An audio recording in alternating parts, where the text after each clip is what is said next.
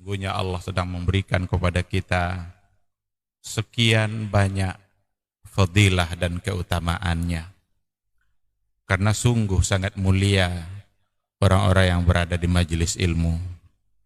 Orang-orang yang berada di majelis ilmu adalah orang-orang yang akan dimudahkan baginya jalan menuju surga Allah. Dalam hadis dikatakan oleh Rasulullah sallallahu alaihi wasallam, "Man salaka tariqan yaltamisu fihi ilman, sahalallahu lahu tariqan ilal jannah."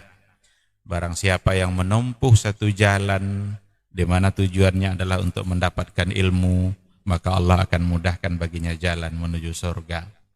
Surga itu perlu iman, dan mendapatkan surga itu perlu ilmu. Maka di majelis ilmu lah kita bisa menumbuhkan iman kita, dan di majelis ilmu lah kita bisa mendapatkan ilmu pengetahuan. Maka sering-seringlah menghadiri majelis yang bisa menambah iman kita dan juga bisa menambah ilmu, agar surga Allah itu benar-benar semakin dekat dengan kita bersama.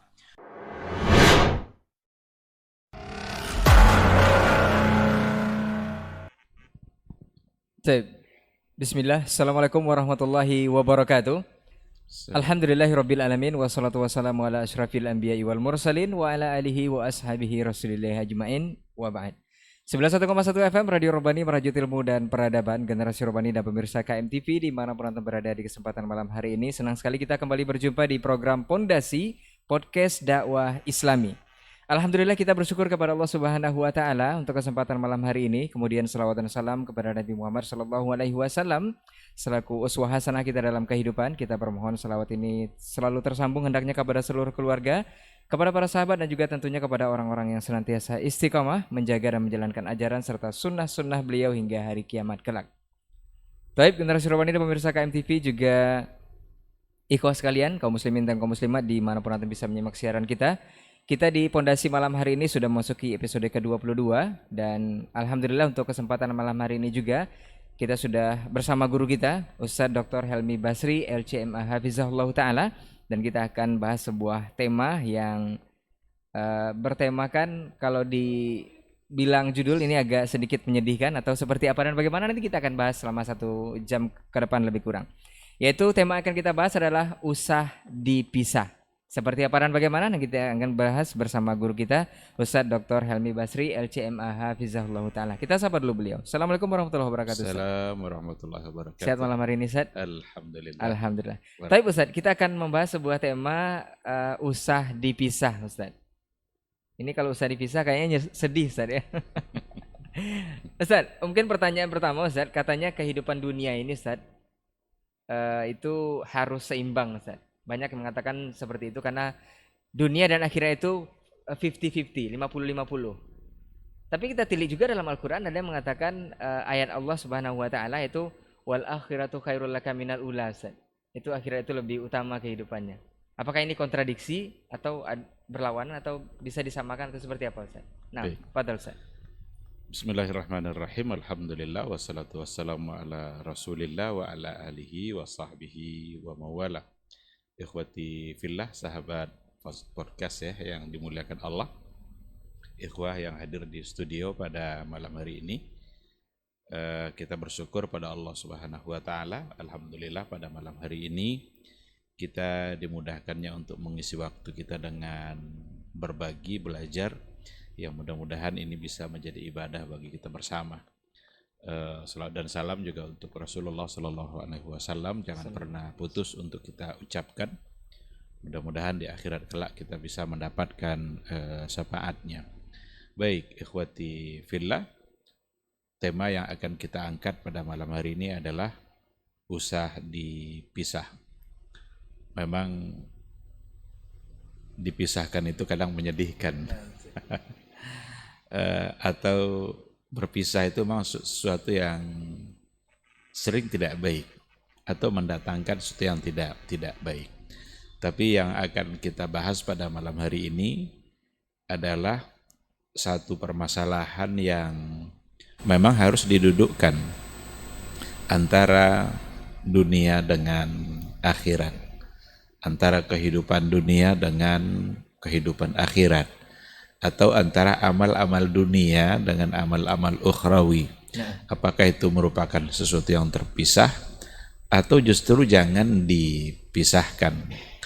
Dalam Al-Quranul Karim itu ada banyak ayat yang memerintahkan kita untuk mengambil keduanya. Di antaranya apa yang ada di dalam surat Al-Qasas, di antaranya adalah Bismillahirrahmanirrahim. Wabtaghi fima ataqallahu daral akhirah wa la tansa nasibaka minad dunya. Raihlah fima ataqallahu daral akhirah. Allah mengedepankan di sini adalah untuk persoalan akhirat. Kejarlah akhiratmu. Wa la tansa nasibaka minad dunya. Tapi jangan kamu melupakan bagian dunia kamu. Berarti ada dua perintah. Dalam ayat lain seperti yang disampaikan tadi, wal akhiratu khairul laka minal ula. Ada lagi wal akhiratu khairu wa abqa. Dalam ayat yang kedua ini juga didahulukan penyebutan akhirat. Bahkan nyata-nyata dikatakan bahwa wal akhiratu khairul laka minal ula, yang terakhir lebih baik dari yang pertama. Di antara maknanya adalah yang terakhir ya adalah akhirat nanti, al-ula adalah dunia, karena dunia lebih mendahului kehidupan di dunia, di akhirat. Hal yang harus kita pahami adalah bahwa kehidupan dunia dan akhirat itu merupakan dua hal yang memang tidak boleh dipisahkan. Dia berjalan secara beriringan dan bersamaan gitu. Dengan arti kata, Islam itu tidak pernah menyuruh kita untuk meninggalkan salah satunya.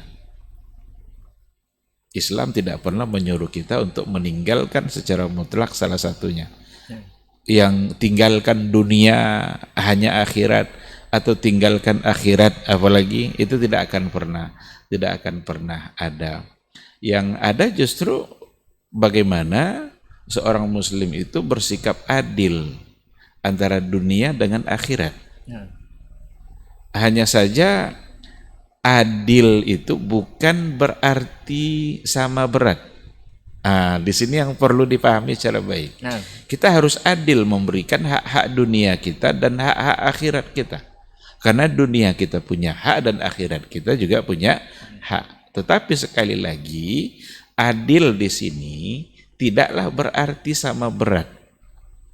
Tetapi yang adil itu adalah bagaimana kita bisa memberikan kebutuhan sesuai dengan yang dibutuhkan. Oleh karena itu, kalau seandainya kebutuhan kita kepada akhirat itu lebih besar daripada dunia, maka berarti kita harus memberikan porsi waktu kita lebih banyak untuk akhirat ketimbang untuk dunia. Jadi ini yang harus dipahami secara baik. Kalau dikatakan harus 50-50, harus 50-50, itu nanti akan tidak benar. Karena kehidupan dunia itu adalah sementara. Sementara kehidupan akhirat itu adalah abadi untuk selama-lamanya. Tidak mungkin kita mempersiapkan sesuatu yang hanya bersifat sementara berbanding sama nanti dengan sesuatu yang bersifat abadi. Bahkan kalau seandainya kita lihat apa yang digambarkan oleh Rasulullah SAW tentang bagaimana singkatnya kehidupan dunia, itu memang tidak layak kita untuk mempersiapkan banyak hal untuk hanya hidup di dunia. Nabi pernah mengibaratkannya dunia itu bagaikan orang yang melintas sebuah jalan, abirus sabil, atau ibarat orang yang berteduh di sebuah pohon sejenak lalu dia pergi, dan pergi untuk selama-lamanya, melintasi sebuah jalan raya dari sebelah sini pindah ke seberang sana. Seberapa lamalah itu? Itulah gambaran keberadaan di dunia. Akan tetapi Islam tetap mengatakan wala tansa nasibaka minad dunya. Jangan kamu lupakan bagian kamu di dunia. Nah, oleh karena itu Allah Subhanahu wa taala memerintahkan kita untuk mengambil bagian-bagian tadi, tetapi harus adil. dikarenakan oleh kehidupan akhirat itu adalah sesuatu yang abadi dan selama-lamanya, maka di sini kita harus memberikan porsi waktu kita jauh lebih banyak untuk akhirat daripada untuk dunia. Tapi jangan tinggalkan dunia. Jangan pula tidak diberikan hak-hak dunia kita. Kita punya istri, kita punya anak, kita mau makan, itu bagian-bagian dari dunia kita. Nah, kejarlah itu, carilah itu. Tetapi bahkan harus diusahakan kerja-kerja dunia kita harus tetap memiliki dimensi akhirat. Nah, jadi apapun yang kita kerjakan di dunia ini harus memiliki dimensi akhirat sebisa mungkin. Walaupun persoalannya persoalan dunia, tapi usahakan itu tetap harus mendatangkan pahala dan mendatangkan kebaikan bagi akhirat kita. Nah, oleh karena itu, dugaan bahwa seimbang harus 50-50 itu tidak bisa diterima sebenarnya. Karena membuat kita menjadi tidak adil. Kita memberikan dunia besar, sementara akhirat kita berikan sama dengan dunia, sementara kebutuhan kita pada akhirat jauh lebih besar daripada kebutuhan kita kepada dunia. Sekarang seperti itu, wallahu a'lam. Ustaz, barangkali boleh dikoreksi kalimatnya, bukan seimbang, tapi yang dimaksud seimbang ini adil mungkin Ustaz ya. Adil, memberikan sesuatu yang pada tempatnya atau pada porsinya tempat. Ustaz ya. Betul. Nah Ustaz, dari keterangan hadis ada juga yang mengatakan bahwa kehidupan dunia ini tidak lebih dari seekor sayap nyamuk kalau tidak salah Ustaz ya. Iya. Yang jadi pertanyaan, kenapa Allah memberikan kita kehidupan dunia Ustaz? Apakah ini dengan segala kenikmatannya ini kita kan sering loss atau sering kehilangan dengan memaknai ini Ustaz? Bagaimana ini Ustaz? Itu salah satu dari gambaran betapa kecilnya dan hinanya dunia. Tidak berartinya dunia. Nah, bagaikan sayap seekor lalat. Nah. Bahkan yang lebih dahsyat lagi perumpamaan Nabi itu ketika diibaratkan dunia bagaikan bangkai yang begitu busuk dan bau, itu memberikan gambaran kepada kita bahwa dunia itu sesungguhnya sangat kerdil gitu, sangat kecil. Tidak perlu itu yang perlu kita perjuangkan banyak-banyak. Tidak perlu kita menghabiskan waktu kita untuk sesuatu yang ternyata tidak berarti gitu. Namun Allah Subhanahu wa taala sudah menyiapkan kemauan dunia, dan kemauan dunia yang dipandang besar oleh orang-orang hari ini atau oleh manusia kapanpun itu sesungguhnya kecil. Nah, Kan bagaikan seekor lalat. Nah. Kita tahu lalat itu adalah makhluk yang sangat kecil, itu pun sayapnya pula. Begitulah digambarkan dunia. Maka perumpamaan itu sebenarnya mengajak kita agar tidak menghabiskan waktu kita untuk mengejar dunia yang ternyata dunia itu sangatlah kecil di mata Allah Subhanahu wa taala. Kita harus memandang bahwa dunia itu memang kecil dan bukan itu segala-galanya. Bahkan itu adalah hanya perantara jembatan menuju kita sampai kepada akhirat. Dan Allah dengan Rahman dan Rahimnya, dengan kasih sayangnya, Allah juga sudah berikan kenikmatan-kenikmatan yang ada di dunia. Raihlah kenikmatan dunia itu, silahkan untuk diambil kenikmatan dunia yang disediakan oleh Allah Subhanahu wa taala. Tetapi sekali lagi itu tidak akan berarti apa-apa nanti dengan kenikmatan yang ada di akhirat. Kenikmatan yang di akhirat itu akan jauh lebih besar. Maka gunakanlah nikmat dunia ini untuk memburu, mengejar dan meraih kenikmatan yang sesungguhnya yang ada nanti di akhirat kelak. Nah, jadi memaknainya mungkin dunia ini jembatan saja untuk menuju kehidupan akhirat Ustaz ya. Tempat kita melintas menuju ke Boleh dunia. disederhanakan seperti itu Ustaz ya. Iya. Nah Ustaz, urusan dunia dan akhirat itu kata para ulama, bahkan tadi sudah dijelaskan juga itu tidak saling terkait atau tidak boleh dipisah atau tidak usah dipisah Ustaz. Iya. Tapi bagaimana dengan statement hari ini Ustaz yang kebanyakan jangan bawa-bawa urusan dunia jangan bawa urusan akhirat dalam perkara dunia. Bahkan itu sesuai juga dengan hadis Nabi katanya, antum a'lamu bi umuri dunyakum. Iya. Kamu lebih paham urusan dunia kamu, jangan bawa-bawa akhirat. Ini seperti apa Ya, Ustaz? hadis itu ada dan hadisnya sahih insyaallah. Itu diucapkan oleh Rasulullah sallallahu alaihi wasallam ketika dia melewati seorang petani kurma, lalu Nabi mengusulkan sesuatu yang dia pandang itu baik dalam perkembangan kurma itu. Kalau nggak salah jangan dicangkok atau jangan apa gitu. Dilakukanlah oleh sahabat itu sesuai dengan yang dianjurkan Nabi.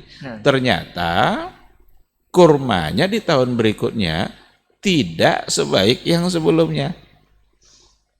Ditanya lagi, didatangi lagi Rasul, ya Rasulullah, jadi begini dia. Ketika itulah Nabi mengatakan, antum a'lamu bi umuri dunyakum. Kalian lebih paham dengan perkara-perkara dunia kalian. Jika saya sampaikan kepada kalian yang terkait dengan agama, ambil itu. Tapi untuk persoalan dunia kalian lebih tahu. Hadis ini sebenarnya bukan untuk kita harus mengabaikan akhirat dalam masalah dunia, bukan itu arti dari hadis itu. Tapi hadis itu artinya adalah makna yang terdapat di dalam hadis itu, Nabi membolehkan kita untuk berkreasi dalam persoalan dunia kita. Kan kita hidup di dunia nih, banyak persoalan-persoalan yang kita laksanakan mungkin dalam masalah muamalah, seperti ekonomi, budaya, dan lain sebagainya. Manusia boleh berkreasi dalam persoalan muamalahnya. Dalam masalah transaksi ekonomi umpamanya, barangkali akan bisa berkembang. Apa yang ada pada sekarang jauh berkembang dan dulu tidak pernah ada. Maka dibolehkan untuk berkreasi dalam persoalan dunia. Akan tetapi kreativitas anak manusia dalam persoalan dunia ini harus sejalan dengan dawabit atau batasan-batasan agama. Ini yang membuat dia menjadi tidak terpisah antara dunia dan akhirat.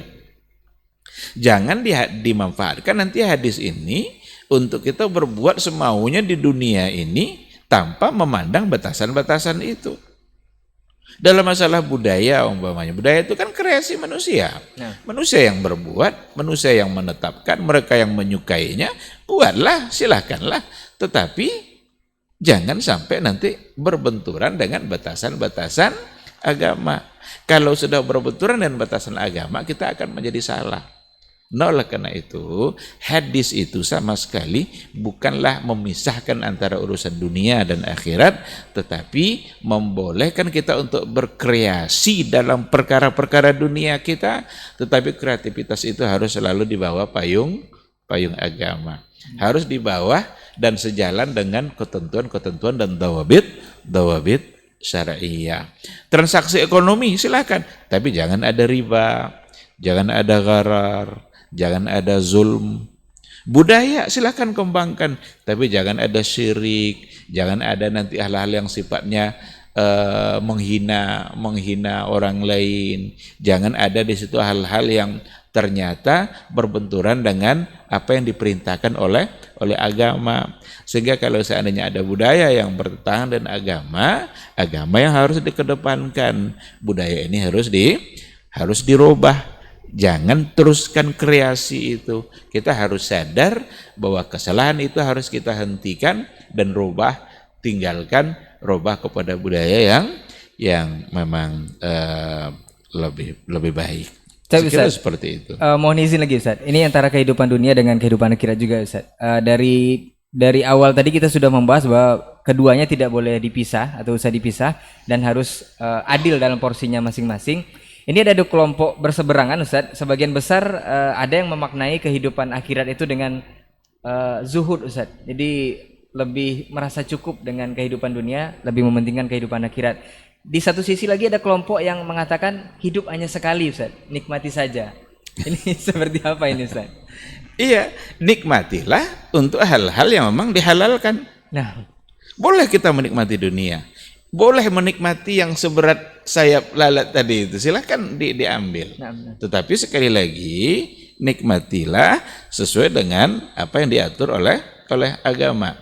Kalau seandainya ada orang yang punya duit banyak, punya harta, boleh enggak dia memilih-milih restoran mana dia mau makan, dipilih restoran yang paling enak? Boleh, silakan, asalkan halal. Nah, kan begitu. Berarti asalkan halal itu aturan agama. dia bebas boleh memilih restoran yang mana, itu urusan dunia. Dia boleh, dia nikmatilah. Karena Allah berikan dia kekayaan. Nanti kalau seandainya sampai masa haul dan nisabnya, bayarkan zakatnya. Berarti dia memberikan kewajiban-kewajiban yang memang sudah diletakkan pada pundak dia. Ada amanah dalam membayarkan zakat bagi mereka-mereka yang kaya. Nah, oleh karena itu, hidup kan hanya sekali, nikmatilah dalam batasan-batasan yang syar'i. Lalu ada orang yang memilih, kalau begitu yang di sisi yang lain, zuhud sajalah terhadap dunia tidak perlu dikejar, dipahami zuhud itu baik-baik. Nah, ini dia. Memahami zuhud itu perlu sebenarnya. Abdurrahman ibn Auf itu kaya raya tapi rajulun zahid. Utsman ibn Affan itu kaya raya, bisa dia mempersiapkan perlengkapan perang yang harganya ribuan dinar, tapi dia tetap sebagai rajulun zahid, seorang yang memang memiliki sifat zuhud, dan itu mulia di mata Allah Subhanahu wa taala. Nah, oleh karena itu, zuhud itu sebenarnya bukan berarti kita tidak mengejar dunia, tetapi kita tidak meletakkan dunia itu di hati. Ketika dunia diletakkan di hati, itu akan merusak hati, bahkan akan bisa merusak iman, merusak akhirat kita. Tetapi ketika dia diberikan dunia oleh Allah Subhanahu wa taala, dunia itu hanya sebatas di tangannya saja. Kalau dunia diletakkan di tangan, dia gampang meletakkan harta itu nanti di mana dia mau. Kalau sudah masuk ke dalam hati, jangan-jangan susah keluarnya. Nah, oleh karena itu sebenarnya zuhud tidaklah identik dengan kemiskinan. Islam tidak menginginkan kita mempertahankan kemiskinan, kan? Bahkan haji perlu biaya, man istata'a ilaihi sabila, itu kan diantaranya kan harta, kan? Bagaimana mungkin kita bisa berhaji kalau seandainya tidak punya harta? Maka ketika diperintahkan haji bagi orang yang mampu, sesungguhnya di situ tergambar bahwa kita harus punya harta, harus punya uang. Zakat itu perintah agama, aqimus shalah wa atuz zakah. Bagaimana mungkin dia menjadi muzaki kalau seandainya dia tidak punya harta? Kan nggak punya harta, ya berarti menjadi mustahik. Padahal itu perintah berzakat. Kita tidak diperintahkan jadi mustahik, kan? Kita diperintahkan justru menjadi muzaki gitu. Maka bekerjalah, berusahalah. Nah, oleh karena itu, pahami baik-baik istilah-istilah agama itu, kan banyak mustalahat dinia itu yang kadang-kadang disalah pahami gitu, atau diarahkan kepada makna-makna yang salah. Banyak sekali. Di antaranya adalah zuhud. Ada lagi jihad. Itu kadang juga diarahkan kepada makna-makna lain yang menyudutkan Islam. Padahal jihad itu luar biasa mulianya. Karena jihad dalam Islam itu dalam bentuk yang bervariasi. Kan bisa dengan harta, bisa dengan lisan, bisa dengan berperang dalam artian melawan musuh yang memang dia memusuhi agama Islam. Nah, jadi pahami baik-baik mustalahat yang ada dalam agama kita. Jadi bukan diartikan zuhud ini ya cukup dengan pakaian itu saja mungkin, atau cukup dengan makanan yang ini saja. Bahkan ada juga sebagian orang yang memaknai zuhud itu dengan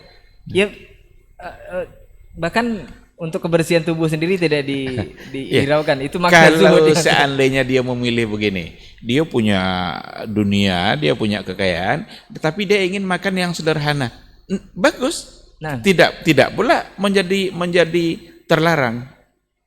Itu artinya, dan itu menandakan bahwa harta tadi nggak masuk ke dalam hatinya, nggak membuat dia menjadi sombong, nggak membuat dia menjadi congkak, angkuh. Karena kalau harta masuk ke hati, angkuh dia, akan sombong dia. Itu kesombongan yang datang dari orang-orang kaya karena harta sudah masuk ke dalam hatinya. Sekarang dia punya uang banyak, udahlah tapi saya ingin makan yang sederhana, boleh, enggak apa-apa, asalkan tetap itu dalam batasan menjaga kesehatan diri dia. Tapi kalau enggak pula dia makan-makan, nanti kan Allah ingin hamba itu membuktikan dan senang dengan nikmat yang diberikan oleh Allah Subhanahu wa taala. Katanya zuhud, Ustaz. Jadi ketika dia memilih sesuatu yang memang itu adalah dia bisa, dan itu bagian dari syukur dia terhadap nikmat Allah yang diberikan tanpa melupakan kewajiban-kewajiban yang lain, itu juga bagian dari kebaikan sebenarnya. Maka dalam hal itu ya seperti yang tadi itu, ketika dia memilih kesederhanaan, itulah sebenarnya yang zuhud itu kan banyak istilah-istilah seperti yang kita katakan tadi, ada zuhud, ada wara, ya kan, ada takwa gitu kan. Ini 3 istilah ini juga bagian dari mustalahat diniyah gitu. Kalau takwa itu kan menjaga diri dari yang diharamkan. Kalau wara itu menjaga diri dari hal-hal yang syubhat. Syubhat dia, halal atau tidak. Udahlah saya pilih tidak ambil. Mungkin halal bagi dia, tapi dia lebih berhati-hati. Maka wara itu kehati-hatian. Sedangkan zuhud itu menjaga diri dia dari hal-hal yang sebenarnya boleh dia untuk melakukannya. Sebagai orang yang punya uang, dia bisa membuat rumah 4 atau 5 tingkat umpamanya. Tapi udahlah, saya memilih rumah yang sederhana. Berarti zuhud. Dan itu berarti juga bahwa zuhud itu tidak berbanding sama dengan kemiskinan. Jadi jangan sampai disalah artikan lagi, Ustaz. Iya.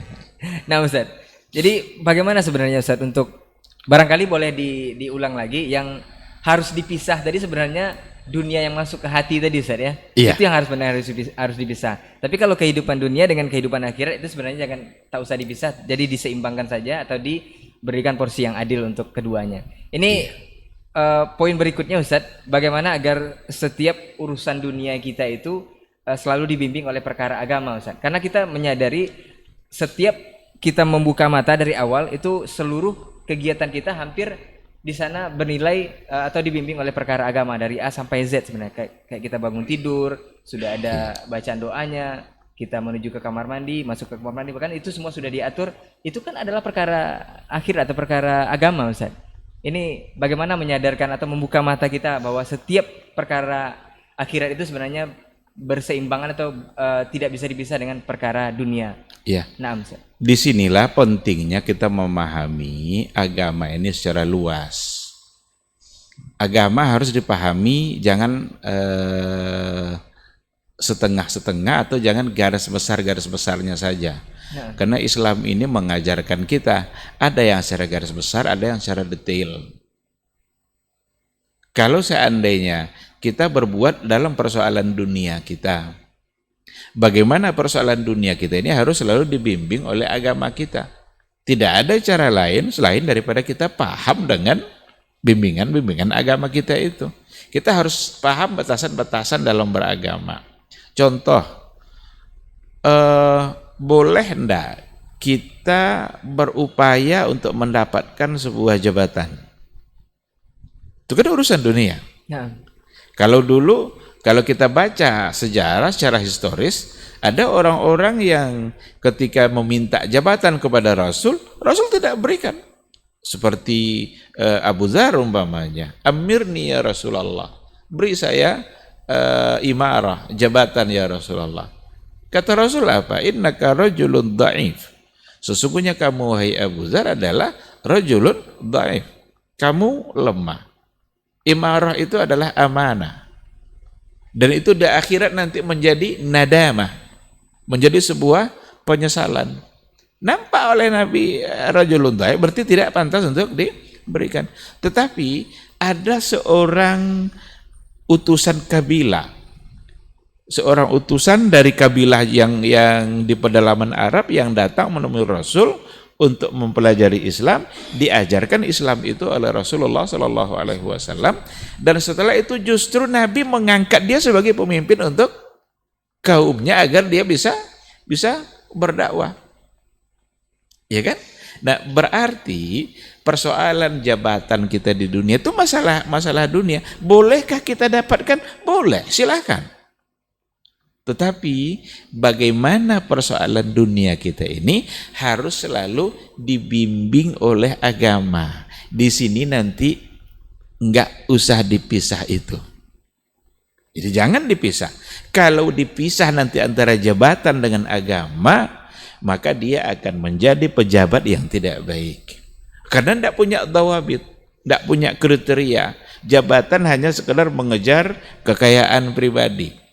Sebanyak-banyaknya akan dia kejar kekayaan pribadi itu.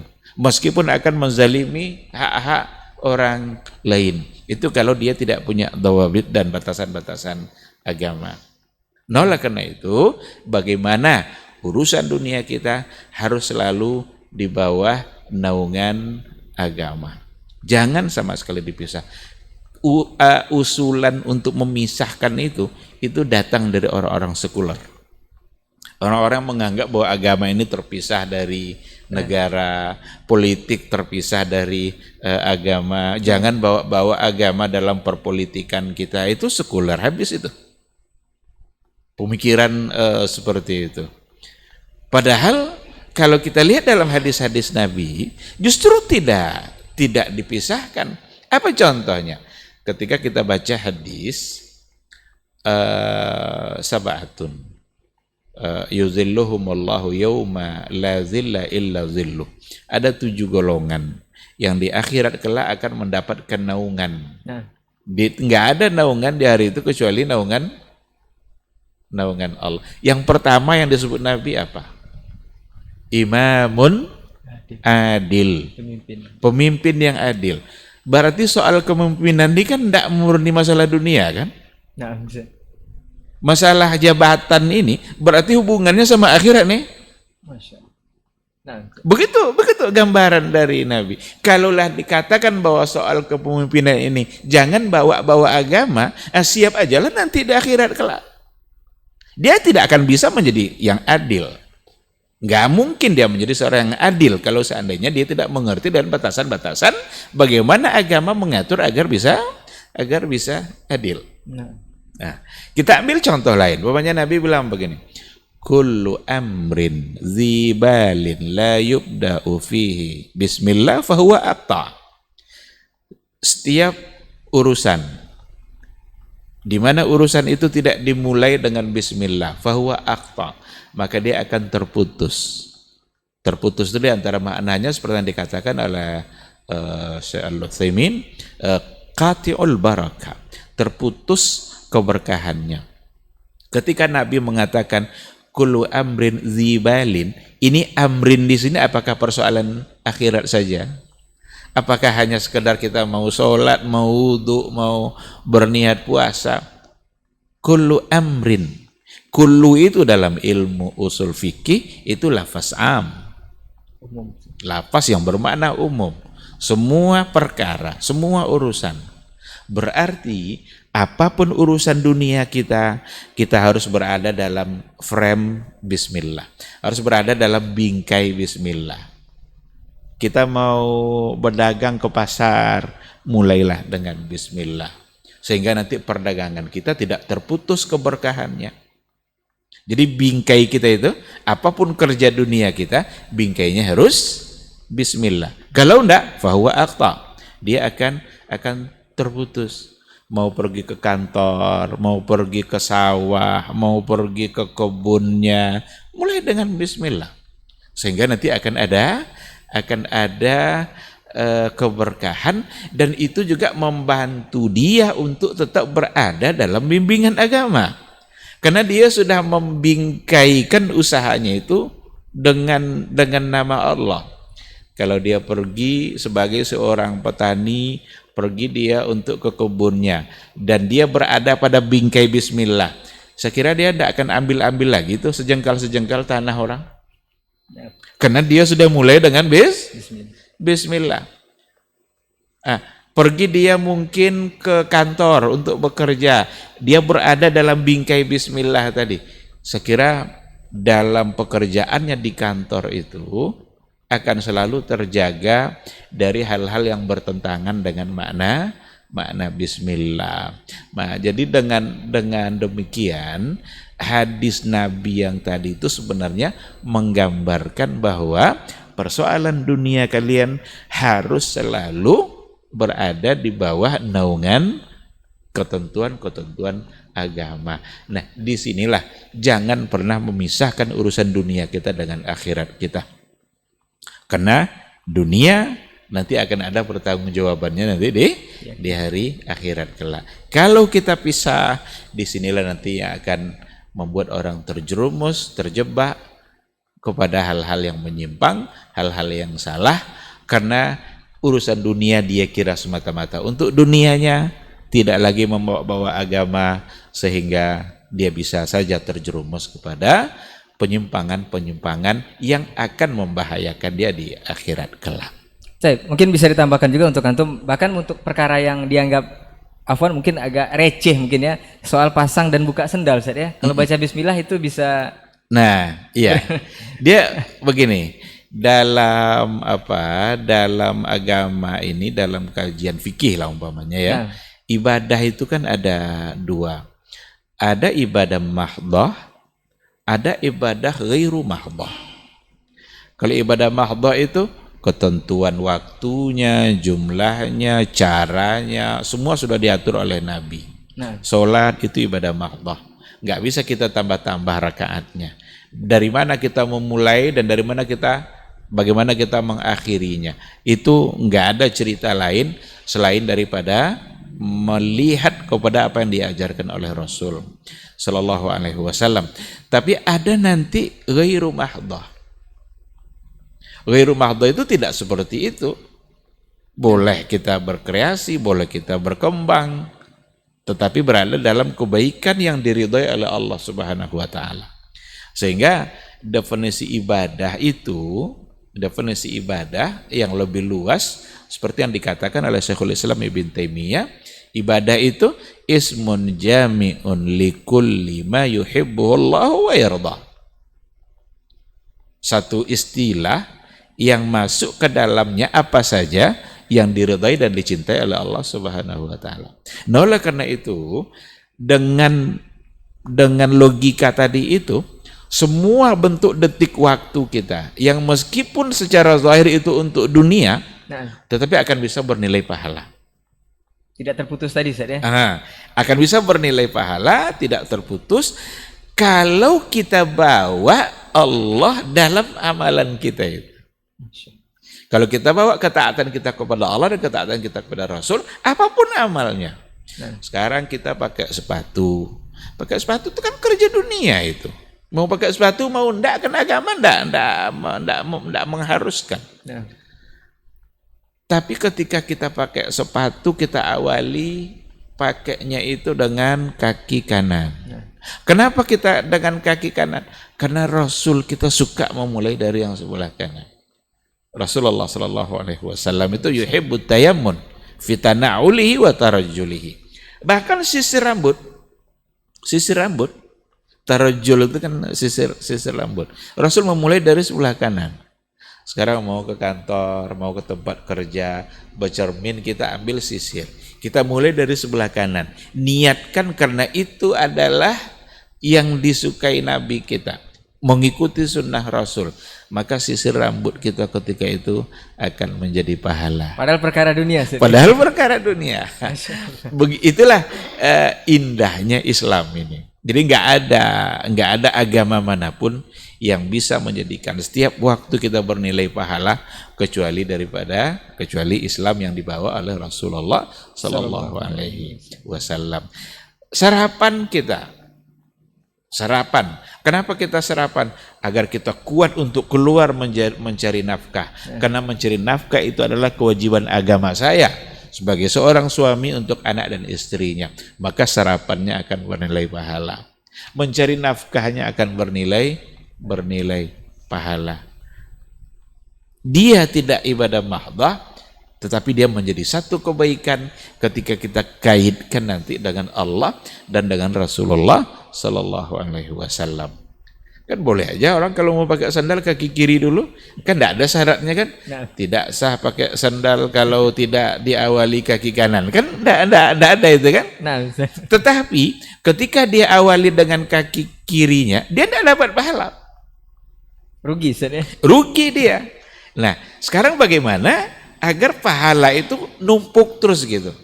Bagaimana Setiap waktu yang diberikan oleh Allah ada nilai pahalanya.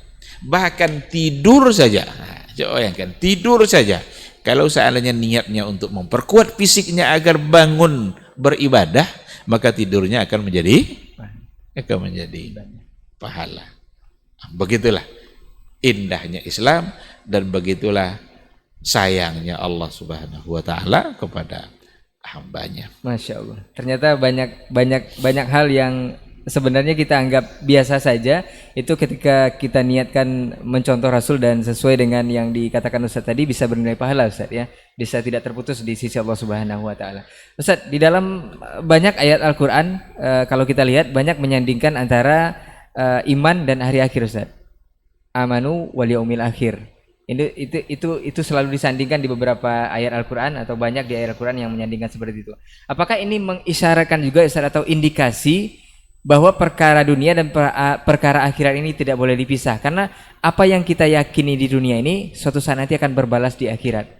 Atau boleh diterjemahkan seperti ini juga, benarkah semua urusan kita ini di dunia ini adalah semuanya perkara agama atau perkara akhirat? Ini seperti apa Ustaz?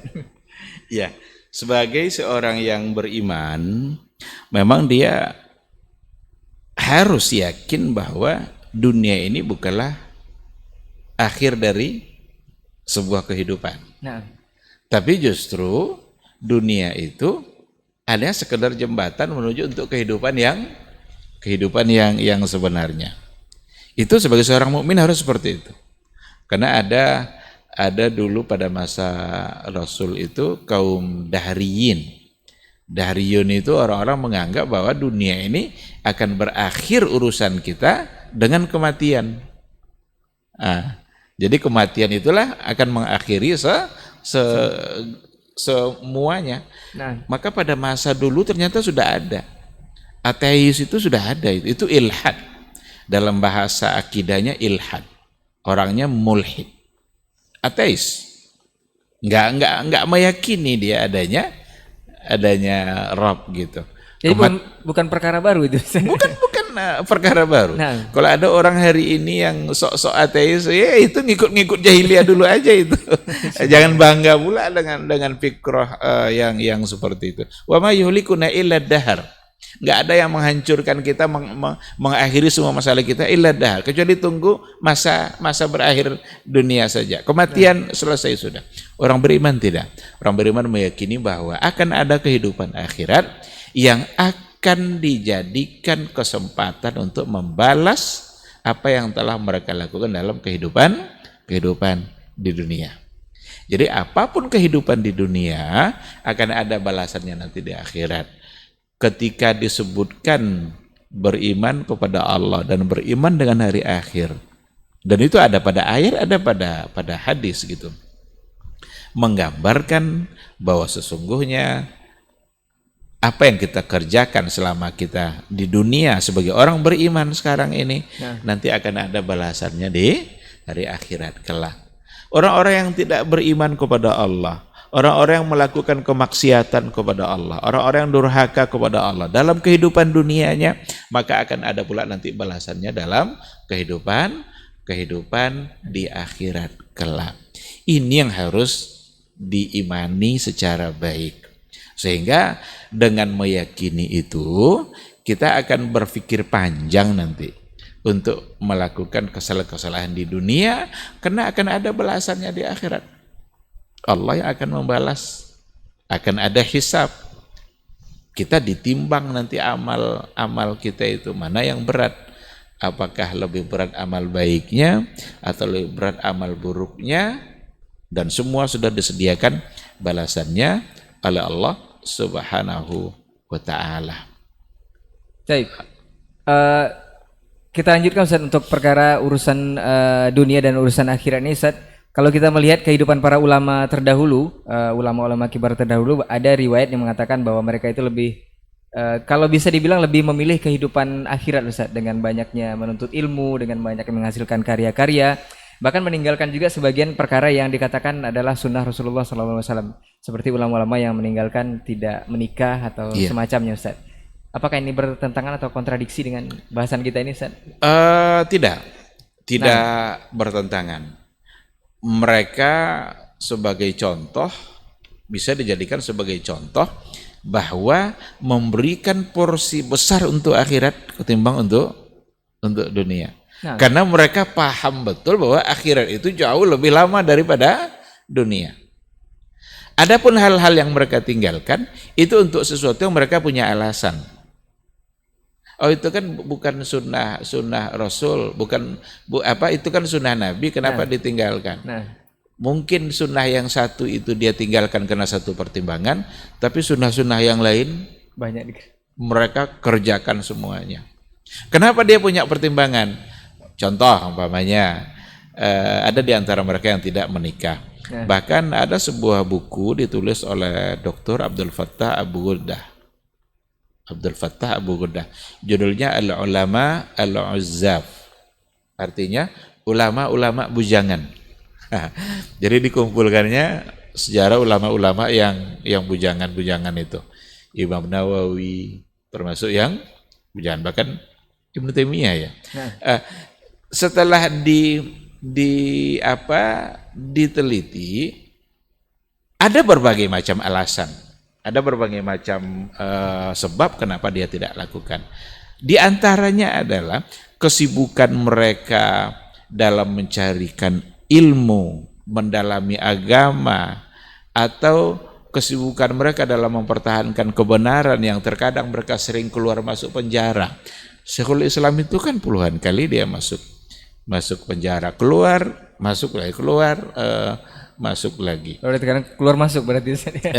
Nah, yang dikhawatirkan nanti kalau seandainya dia menikah, jangan-jangan dia menzalimi perempuan atau tidak memberikan haknya sesuai dengan yang dianjurkan oleh agama. Nah, itu di antara alasan yang memang alasan itu bisa diterima. Jadi mereka mengedepankan kalau dalam kajian maqasidus syariah itu ada namanya fikih muwazanah.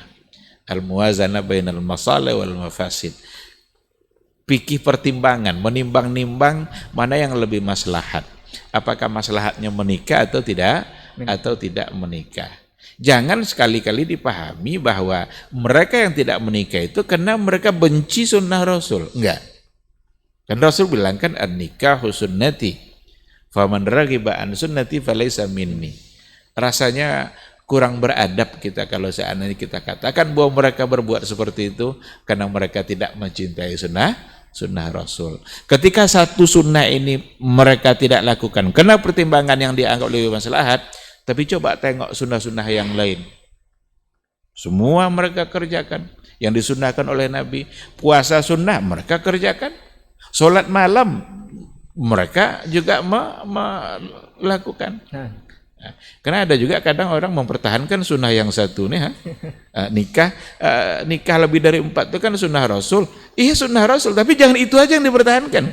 Kadang yang lain malah ditinggalkan. Ada juga orang yang memanjangkan rambutnya. Kalau ditanya, ini kan Rasul dulu rambutnya panjang. Tapi sayangnya sunnah yang nampak pada itu cuma panjang rambut saja. Bagaimana lisannya harus terjaga, itu tidak nampak. Padahal itu sunnah Rasul kan? Karena Rasul menyuruh agar kita menjaga lidah. Bagaimana kita tidak memaki-maki, mencaci maki atau berkata bohong, itu semua adalah perintah Rasul yang bisa disebut sebagai sunnah Rasulullah Shallallahu Alaihi Wasallam dari sisi qauliyahnya. Nah, oleh karena itu, ketika ada di antara mereka yang tidak mengerjakan yang tadi itu, bukan karena mereka membenci sunnah Nabi, tapi karena ada pertimbangan-pertimbangan yang memang bisa disebut sebagai pertimbangan syar'i. Wallahu a'lam. Nah, Ustaz, menyambung dari bahasan kita ini lagi, Ustaz.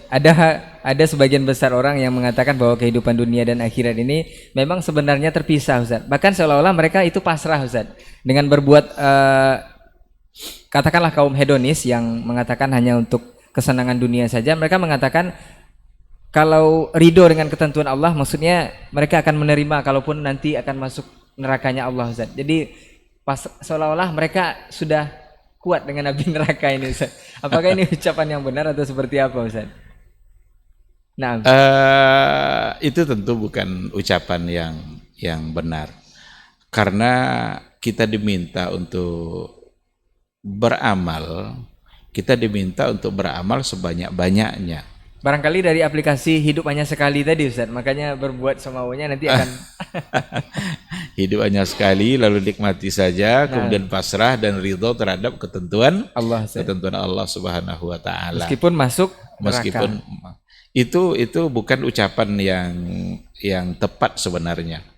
Karena walaupun masuk neraka itu seolah-olah tergambar dia sudah sanggup untuk menahan api neraka. Kita disuruh untuk banyak-banyak beramal, beribadah untuk mengejar ridha Allah, agar dengan ridha dan karunia Allah itu kita dijauhkan dari neraka dan dimasukkan ke dalam surga Allah. Oleh karena itu kalau kita beribadah dengan mengharapkan surga, itu tidak salah, karena harus ada ar-raja dan satu sisi lagi ada al-khauf. Nah, Orang-orang yang beriman itu seperti itu, ada ar-raja, ada al-khauf. Ar-raja itu penuh harap. Jadi ada harapan-harapan yang ingin didapatkannya dengan kebaikan-kebaikan yang dia lakukan. Mudah-mudahan masuk surga. Bukankah Allah menjanjikan surga bagi orang-orang berbuat baik? nah. Lahum jannatun na'im, lahum maufiratun. Kan itu kan, mereka mendapatkan surga yang penuh dengan kenikmatan. Mereka akan mendapatkan keampunan. Sekarang kita beramal sebanyak-banyaknya. Puasa Ramadan umpamanya, ini sebentar lagi akan masuk. Nah. Dijanjikan oleh Rasul apa? Man shama Ramadana imanan wa ihtisaban, ghufira lahu ma taqaddama min dzambi. Sekarang boleh enggak kita beramal, berpuasa dengan harapan kita terampuni dosa-dosa yang telah berlalu? Ya boleh, dan memang harus berharap, karena Nabi yang sudah memberikan janji itu. Bukan pamrih itu Ustaz ya. Kita luruskan lagi Ustaz. Tidak bertentangan dengan keikhlasan gitu. Nah. Kan orang menganggap selagi dia mengharapkan surga berarti belum Ikhlas. Ini kadang ungkapan datang dari orang-orang sufi, dan dimaklumi memang orang-orang sufi itu banyak yang aneh-aneh yang dia ungkapkan. Salah satunya yang ini. Nah. Selagi mengharapkan surga berarti belum ikhlas. Ikhlas tidak bertentangan dengan harapan-harapan surga. Bahkan kita beribadah sekali lagi seperti yang dikatakan tadi, ada al-khauf, ada ar-raja. Al-khauf itu apa? Rasa takut kita dengan ancaman Allah. Rasa takut kita dengan ancaman Allah, maka kita mentaati Allah Subhanahu wa ta'ala. Jadi jangan walaupun masuk neraka asal Allah ridha, enggak. Masuk surga asal Allah ridha. Itu yang harus diperjuangkan dalam kehidupan kita. Baik. Jadi Karena enggak mungkin juga masuk surga lalu Allah tidak ridha. Nah, jadi ketentuannya harus dimaknai dengan benar Ustaz ya. Iya. Nah, kita lanjut Ustaz. Di lain sisi Ustaz ada ungkapan yang masyhur sebenarnya dari dulu Ustaz, bahwa hidup itu terserah yang di atas Ustaz. Ini mudah-mudahan satu visi nih Ustaz ya. Terserah yang di atas, mudah-mudahan semua mengakui kalau Allah itu di atas Ustaz. Ini sehingga banyak yang mengaplikasikan maksud tersebut dengan malas untuk segala hal Ustaz. Jadi malas berusaha, malas bekerja karena udah ada ketentuannya Ustaz. Jadi hidup itu mengalir saja karena udah ada ketentuannya. Bahkan berefek juga ke pro yang lain mengatakan bahwa kalau seperti itu fungsi kita sebagai hamba Allah ini di dunia seperti apa? Kalau kita hanya ketentuan dari Allah aja kita seperti boneka. Ini seperti apa Ustaz? Nah, Hidup tergantung dan yang di atas. Nah. Karena ungkapan itu diungkapkan juga oleh orang-orang yang meyakini Allah di mana-mana gitu. Nah. Jadi, tapi ketika hidup mereka sepakat di atas. Tapi dia sambil menunjuk pula itu kan, tergantung yang di atas. Di satu sisi ungkapan itu benar karena memang hidup kita tergantung yang di atas, tergantung Allah. Kita nggak bisa protes terhadap ketentuan-ketentuan Allah yang berlaku dalam kehidupan kita. Nggak bisa. Kita tiba-tiba sakit, kita nggak bisa protes. Kita mau protes siapa? Mau protes Allah. Kita berusaha tiba-tiba bangkrut, itu terserah yang di atas. Betul itu di satu sisi. Karena memang apapun dalam kehidupan kita ini itu diatur oleh Allah. Sekecil apapun, bahkan lembaran daun kayu pun yang jatuh Ada pohon rambutan jatuh daunnya satu. Jatuhnya daun itu diatur oleh Allah. Terserah yang di atas. Terserah yang di atas. Allah yang berkehendak secara mutlak dalam kehidupan kita ini. Tetapi kalau seandainya ungkapan itu nanti membuat dia menjadi malas dan pasrah karena hanya menunggu ketentuan Allah, di situ yang salah. Itu satu kesalahan. Jadi mensinkronkannya seperti apa nih Ustaz? Terserah yang di atas ini. Karena Allah Subhanahu wa taala memberikan kita peluang untuk berikhtiar mengejar ketentuan yang baik. Itulah sebabnya dan disitulah hikmahnya kenapa takdir itu rahasia. Tidak ada satupun kita yang tahu takdir kita. Kalau kita tahu takdir kita, maka kita akan malas. Kalau diberitahu kita oleh Allah takdir kita akan malas dan akan takut. Apa contohnya? Kalau seandainya ada seorang mahasiswa belajar, dia sudah tahu takdirnya nanti akan sukses dan dapat A semuanya. Buat apa dia belajar? Karena dia sudah pasti dapat A, itu takdir dia. Atau dia sudah tahu bahwa takdirnya dia tidak akan selesai kuliah. Rajin tidak dia belajar? Malas dia. Malas juga. Jadi apapun ketentuan takdir kita, kalau Allah beritahu, pasti kita akan menjadi pemalas. Kita buka usaha, lalu kita sudah tahu bahwa takdir kita bahwa dalam usaha itu tidak akan sukses. Kira-kira gimana? Atau kita sudah tahu bahwa usaha kita pasti sukses. Ya akan malas juga karena pasti sukses. Ini. Padahal semua ketentuan sudah ada kan? Nah. Bahkan siapa yang masuk surga, siapa yang enggak masuk surga Allah sudah tahu. Kita ini ini Ibu Palanya, surga kan neraka. Allah sudah tahu. Tapi dia tidak tahu. Tidak ada kita yang tahu. Kalau sudah tahu, diberikan pasti masuk surga. Buat apa beramal? Memang kita sudah dijamin masuk surga? Atau kalau sudah tahu kita takdir kita buat kita neraka, buat apa beramal kita masuk neraka? Jadi apapun takdir kita pasti kita nggak akan bekerja. Tapi kata Rasul, i'malu kullun muyassar lima khuliqalahu. Berbuatlah karena semua kita dimudahkan oleh Allah untuk mendapatkan takdirnya. Jadi ikhtiar ini tidak boleh ditinggalkan. Nah, disinilah kesalahan yang tadi itu. Terserah yang di atas. Kalau gitu malas-malas aja lah, serahkan aja urusan semuanya. Nah, ada ikhtiar untuk mengejar takdir, meskipun kita tidak bisa memastikan takdir kita seperti apa. Oleh karena itu kalau seandainya kita kelaparan, bagaimana agar kita kenyang? Ya makan. Makan itu ikhtiar. Jangan kan kalau Allah takdirkan saya kenyang, ya kenyang. Lalu dia tidak makan. Berarti dia meninggalkan apa yang seharusnya dia lakukan. Maka tawakal itu kan setelah melakukan ikhtiar.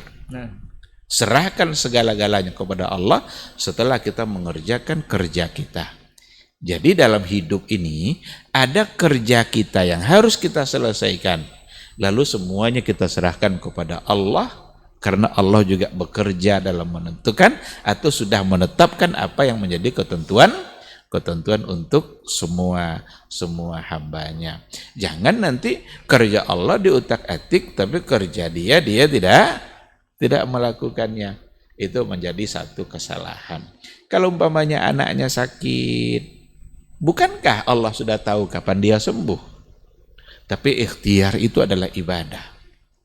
Ikhtiar itu ibadah. Ini yang harus dipahami. Apa yang kita lakukan, umpamanya berobatlah dengan yang halal, carilah cara kesembuhan dengan cara-cara yang baik, tidak ada unsur kesyirikannya. Itu semua menjadi ibadah. Akan diberikan pahala oleh Allah. Namun hasilnya itu Allah yang menentukan. Termasuk dalam mencari rezeki. Dalam ciri rezeki kan sudah sering kita ulang-ulang kan. Hasil apa yang akan kita dapatkan itu murni mutlak kehendak Allah. Tapi kita berikhtiar itu sebagai ibadah. Maka lakukanlah ikhtiar itu pertanda kita tunduk kepada Allah. Lakukan ikhtiar itu pertanda kita taat kepada Allah. Karena itu hanya akan menjadi bukti bahwa kita telah beribadah kepada Allah Subhanahu wa taala. Adapun hasil itu semua di tangan Allah. Allah yang menentukan apakah dia akan sembuh, apakah cepat atau lambat, atau apakah dia akan mengakhiri kehidupan dunianya dengan sakit yang disebabkan oleh sakit yang dialaminya. Ustaz, apakah usaha atau ikhtiar kita ini dalam hal takdir ini bisa merubah takdir kita, Ustaz? Setelah kita berusaha atau seperti apa, Ustaz? Kita tidak bisa mengatakan merubah takdir karena kita tidak tahu takdir. Nah, kita baru bisa mengatakan merubah takdir kalau kita tahu takdir kita apa. Maka kita tidak merubah takdir, tetapi kerja kita bisa berpengaruh kepada takdir kita. Nah, jadi kerja kita bisa berpengaruh kepada takdir kita. Kalau seandainya ada orang yang dalam keadaan miskin umpamanya, dia ingin mendapatkan harta kekayaan, dia bekerja ini ikhtiar yang mungkin dengan bekerja ini sebagai cara untuk mendapatkan yang diberikan oleh Allah walaupun tidak pasti. Maka kerja kita itu bisa berpengaruh kepada takdir kita. Tapi kita tidak bisa mengatakan merubah takdir karena memang kita tidak tahu takdirnya seperti apa. Karena kerja kita itu pun sesungguhnya adalah takdir dari Allah Subhanahu wa taala. Jadi karena kita tidak tahu juga itu dirubah atau tidak, Ustaz ya. Tapi Ustaz, Masya Allah sangat luar biasa berbincang kita hampir selama 1 jam ini, hampir 1 jam Ustaz. Mungkin terakhir Ustaz, sebagai penutup dari bahasan usah dipisah ini Ustaz, apa nih yang harus kita persiapkan Ustaz sambil menunggu di dunia ini untuk menuju kehidupan akhirat? Sementara keduanya kan tidak bisa dipisah Ustaz. Apa yang mesti kita persiapkan selama mengisi waktu tunggu kita ini Ustaz? Nah, fadhal Ustaz. Iya. Dalam setiap aktivitas dunia kita jangan melupakan Allah. Nah, bawa terus dalam niat kita untuk kebaikan-kebaikan yang bisa kita dapatkan di akhirat kelak. Apapun yang kita lakukan. Walaupun secara zahir mungkin hanya perbuatan dunia, tetapi apapun perbuatan dunia kita selalu bawa Allah di situ, selalu ikutkan niat baik, selalu ikutkan niat untuk mengikuti apa yang diperintahkan oleh Allah dan oleh Rasulullah SAW. Sehingga kerja-kerja dunia kita selamanya nanti akan bernilai pahala dan akan memberikan kebaikan bagi kehidupan kita di akhirat kelak. Dan yakinlah bahwa semua bentuk hasil dari kerja-kerja dunia kita itu tidak ada satupun yang benar-benar dari kerja kita. Kerja kita itu hanya seperti yang kita katakan tadi, itu adalah ikhtiar dan ibadah. Semua hasil kerja dunia kita itu hanya diatur dan ditentukan oleh Allah Subhanahu wa ta'ala. Maka bersyukurlah kita mendapatkan kebaikan dari kerja dunia kita, dan bersabarlah ketika kerja dunia yang kita lakukan ternyata tidak mendapatkan hasil sesuai dengan yang kita inginkan.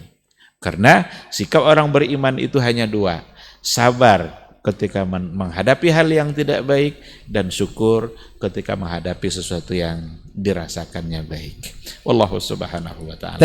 Jazakallah khairan Ustaz untuk ilmunya dan bincang-bincangnya di malam hari ini. Mudah-mudahan podcast kita malam hari ini bisa bermanfaat untuk antum semua. Dan ingat, usah dipisah antara kehidupan dunia dengan akhirat, tapi berikan porsi yang adil antara mereka berdua dengan menyeimbangkan dalam arti kata adil tadi Ustaz ya. Boleh dikatakan juga dari pesan terakhir Ustaz tadi, kejarlah bonus-bonus di dunia ini untuk meraih pahala di akhirat. Karena untuk dunia aja kita bikin bonus Ustaz.